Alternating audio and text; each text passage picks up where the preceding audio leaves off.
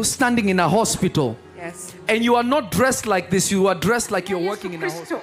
Stand up. Yimirira bulungi. Wesimbe.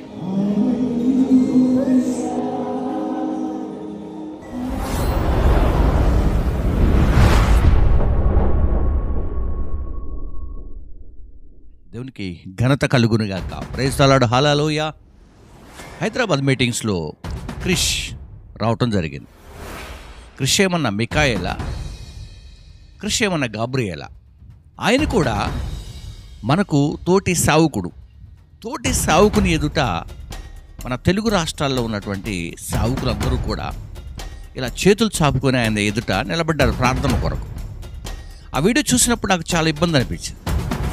సావుకులుగా అద్భుతమైన సేవ చేస్తున్నటువంటి దైవజనులు అందరూ కూడా అలా స్టేజీ పైన ఉండి ప్రార్థన చేయించుకుంటా ఉంటే చాలామంది ప్రజలు చూసినటువంటి వారందరూ కూడా చాలా రకాలుగా మాట్లాడుకుంటున్నారు. సో తోటి సావుకుడు మన భారతదేశంలో లాల్ బహదూర్ స్టేడియంలో ఒక అద్భుతమైనటువంటి సేవా పరిచయను జరిగించడానికి తను వస్తే ఎక్కడ కూడా మరి వారి దేశంలో జరిగినట్లు అద్భుతాలు జరిగించినట్టేమీ ఏ వీడియోస్లో కూడా మనకు కనిపిస్తుంది. కానీ వీరు దైవజనుడిగా ఉన్నటువంటి వీరందరూ కూడా అక్కడికి వెళ్ళి చేతులు చాపి ఆయన ఎదుట నిలబడి ప్రార్థన చేయించుకోవడానికి నిలబడ్డారు. సో నేను ఆ వీడియో చూసినప్పుడు కొంత ఇబ్బంది అనిపించింది. కాబట్టి దేవుని యొక్క వాక్యం ఏం బోధిస్తూ ఉంది, దేవుని వలన మనం జరిగినటువంటి సంగతులు ఎలా వివరించుకోవాలి, సావుకులుగా ఎలా బలపరచబడాలి. మనం చేతులు చాపవలసింది క్రిష్ ఎదుట కాదు, చేతులు చాపవలసింది యేసయ్య ఎదుట. అనేకమైన ప్రాంతాల్లో గొప్ప సేవ చేసినటువంటి మీ అందరూ కూడా 50 రోజులు ఉపవాసాలు ఉన్నారు, అద్భుతమైన పరిచయం చేశారు. కానీ ఈ రోజున అక్కడ నిలబడటం వల్ల చాలా వరకు సావుకులందరూ కూడా ఇబ్బందికరంగా, ఆలోచనకరంగా చాలామంది చూసినటువంటి వారు లేకపోలేదు. కనుక గమనిద్దాం. ఒకవేళ పరిశుద్ధాత్మ నింపుదల కొరకు సావుకులుగా మీరు అక్కడ నిలబడ్డారా? అపోస్తలుల కార్యగ్రంథం 19 ఆ ప్రాంతాల్లో పై ప్రాంతానికి సంచరించి అపోస్తలుడైన పౌలు వస్తున్నప్పుడు అక్కడ ప్రజలను అడుగుతున్నారు, మీరు పరిశుద్ధాత్మను పొందుకున్నారా అంటే వారు అన్నారు, మాకు పరిశుద్ధాత్ముడు ఉన్నాడన్న సంగతే తెలియదన్నారు. అర్థమైందా? అప్పుడు సావుకులుగా ఉన్నటువంటి దైవసేనులు చేతులుంచినప్పుడు వారు ఆత్మను పొందుకున్నారు. మరి మీరు సావుకులు ఆత్మను పొందుకున్నారు, పరిశుద్ధాత్మను పొందుకున్నారు. అంతేకాకుండా సావులు అద్భుతంగా వాడబడుతున్నారు. మరలా ఏం పొందుకుందామని అలా నిలబడ్డారనేది నా ప్రశ్న. అక్కడ నేను చూసినటువంటి వీడియో చూద్దాం ఒకసారి.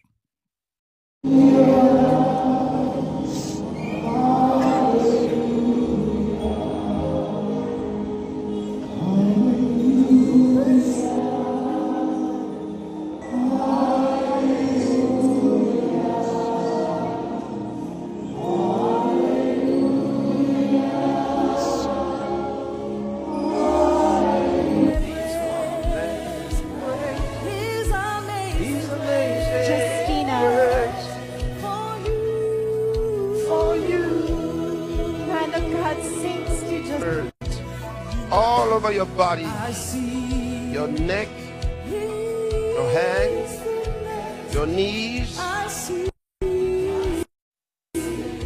రైట్, చూసారు కదా ఈ వీడియోలో. అంతేకాకుండా మనకి అమెరికాలో కాలిఫోర్నియాలో ఎలోహిం అనే దైవజనులు ఉన్నారు. సో ఆయన నాకు వాట్సాప్లో ఫ్రెండ్గా, అలాగే కనకాడే అనే ఒక దైవజనుడు యుగాండాలో ఉంటారు. మనకు విలియం కేరీ దగ్గర నుంచి వెళ్ళినటువంటి అలెగ్జాండర్ డఫ్ సువార్త ప్రకటించినటువంటి యుగాండాలో ఒక బలమైనటువంటి సేవ చేస్తున్నటువంటి దైవజనులు. ఒకసారి మీకు hospital. Yes. And you are not dressed like this, you are dressed like you're working in a hospital. Yes. What do you work? I'm a CNA in a hospital. You are CNA in the hospital. Yes. Prophesy. Not only and straightening due to muscle spasms, as was confirmed by the medical imaging technologist Faisal. Right now, Mr. Fred wears this lumbar corset for support, and the posture is seated shows you that he's feeling so much pain. Look at the agony and the way he struggles to rise up. It's a very painful state. Mr. Fred can't even stand upright. Look at the difficulty he has got in walking. In the name Jesus Christ. mu linnya erya yesu kristo Stand up. yimirira bulungi ఈ wesimbe. సేవకులందరూ కూడా దేశ విదేశాల్లో ఘనంగా బలంగా వాడబడుతున్నారు. కానీ మన దేశంలో సేవ అద్భుతంగా వాడబడే సమయానికి చాలామంది సేవను పక్కన పెట్టేయటానికి డిబేట్లు, అద్భుతాలు ఉన్నాయా, ఆశ్చర్యమైన కార్యాలు జరుగుతాయా, స్వస్థతలు జరుగుతాయని సేవలపైన డిబేట్లు జరగక ఉన్నటువంటి దినాలు కావు ఇవి, జరుగుతున్నటువంటి దినాలు మన దేశంలో. కాబట్టి గడిచిన దినాల్లో ఒక సహోదరుడు ఉండేవాడు, ప్రదీప్ అనే ఒక సహోదరుడు ఉన్నాడు. సో తను పరిచర్యలో నీళ్ళ ద్వారా చాలామందిని అద్భుతానికి, అంతేకాకుండా ఆశ్చర్యమైన కార్యాలు జరిగిస్తున్న తరుణంలో తన పరిచర్య కొలాప్స్ అయ్యేంత వరకు కూడా డిబేట్లు పెట్టడము, లైవ్ షోలు వేయటము, ప్రోగ్రామ్ చేయటం మన దేశంలో జరుగుతూ ఉన్నాయి. మన దేశంలో ఇలాంటి సేవకులు లేరా అంటే నంబర్ ఆఫ్ సేవకులు ఉన్నారు, అద్భుతమైన సేవకులు ఉన్నారు. కానీ మన ఎదుట ఎవరైనా గొప్పగా సేవ చేసినటువంటి మన భారతదేశస్తులు ఉంటే వారి ఎదుట వెళ్ళి మనం ఇలా నిలబడం. వాక్యం బోధిస్తూ ఉంది. కొందరిని అపోస్తులు గాను, మరి కొంతమంది బోధకులు గాను, కొంతమంది కాపరులు గాను, కొంతమంది సువార్థికులు గాను చేసినటువంటి దేవుడు అద్భుతమైనటువంటి పరిచర్య ప్రతి ఒక్కరికి ఇచ్చాడు. ఈ సమయంలో మీరందరూ కూడా అలాంటి పరిచర్యలో ఉన్నటువంటి మీరు అక్కడ వెళ్ళి ఆ స్టేడియంలో ప్రజల ఎదుట, లక్షల ప్రజల ఎదుట నిలబడటం అనేది అస్సలు బాగోలేదు. స్తోత్రం, ప్రైజ్ ది లార్డ్. కాబట్టి వాక్యం తెలియజేస్తూ ఉంది.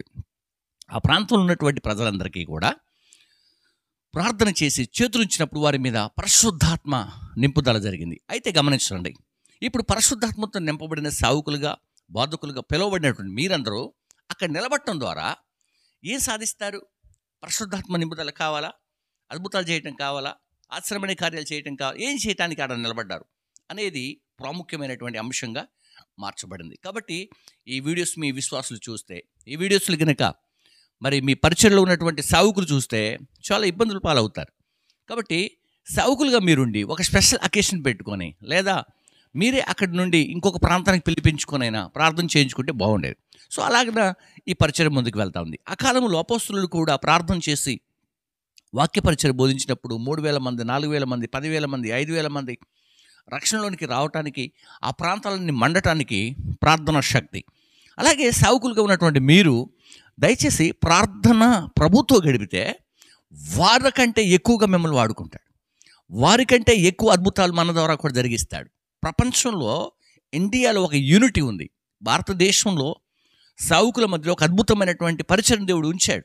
కానీ ఆ పరిచర్య ప్రతి ఒక్కరు కూడా ఏం చేస్తున్నారంటే డిబేట్ల ద్వారా, అంతేకాకుండా ఒకరిపైన ఒకరు, ఒకరి పరిచర్య పైన మరొకరు, ఇది ఎలా అంటూ అది ఎలా అంటూ, ఇప్పుడు మనం చూస్తున్నాం దాదాపుగా తండ్రి, కుమార, పరిశుద్ధాత్మని ఒకరు ఏకాత్మని ఒకరు, ఇలాగ ఎన్నో బాధలు అన్ని బైబిల్ నుండి ఉంటాయి.